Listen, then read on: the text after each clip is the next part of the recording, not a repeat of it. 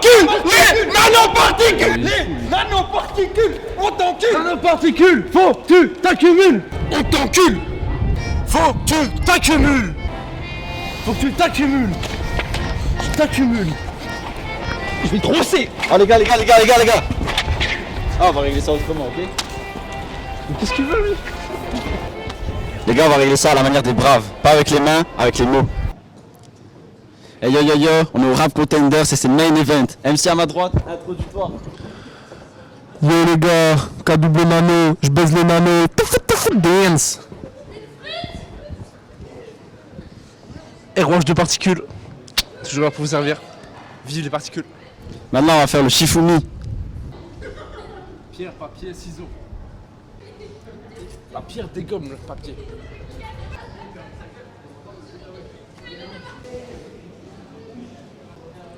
Rouage de particules, tu commences. Rouage de particules. Alors premièrement, je te ferai remarquer que les nanoparticules, c'est complètement l'avenir. Tu vois? C'est comme le turfu, je dirais. Tu vois? Figure-toi que les nanoparticules, ça combat les virus respiratoires. Comme les rhinovirus. Bam. K-double nano, yo. Mais il n'y a essentiellement que les bébés et les personnes âgées qui peuvent développer des problèmes liés à un rhinovirus, plus toxicité. À chaque inhalation, on inhale des millions de nanoparticules dont certaines se déposent dans les poumons, qui sont alors avalées par des cellules spécialisées. Or, certaines nanoparticules sont fabriquées par l'homme, ont des formes difficiles à assimiler par l'organisme, ce qui va créer des dommages.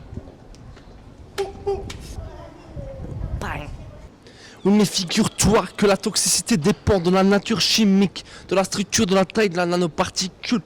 Toutes ne sont pas toxiques. Certaines nanoparticules peuvent s'attacher à un polluant et lui servir de vecteur de déplacement. Calme. Oui.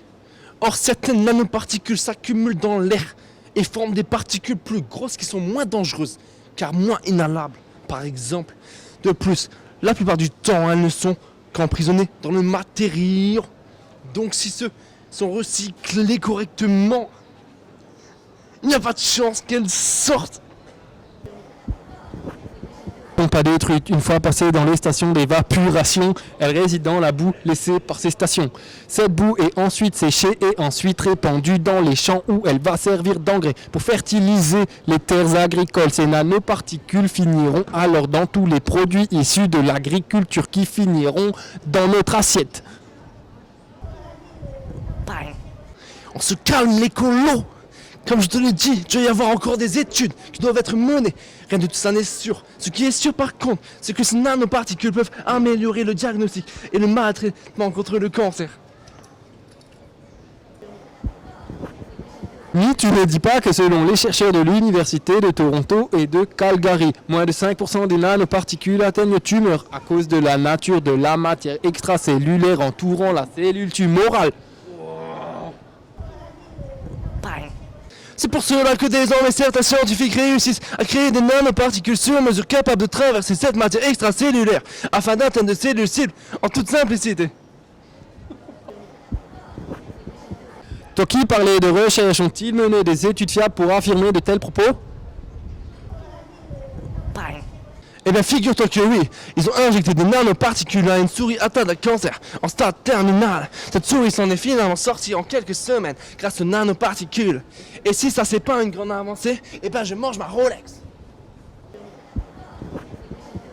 Mange donc ta Rolex en parlant de pollution dans l'océan, les déchets, je les arrache en Y. Hey yo, fou battle, on va voir les juges. Ouais, c'est du C. Alors voilà, les deux MC c'était bien percutant. Franchement, il y a des punchs lourds de part en part, de gauche à droite, de tribord à bâbord. Franchement, la vérité, Psarteko 2. Moi je partirais sur un match nul.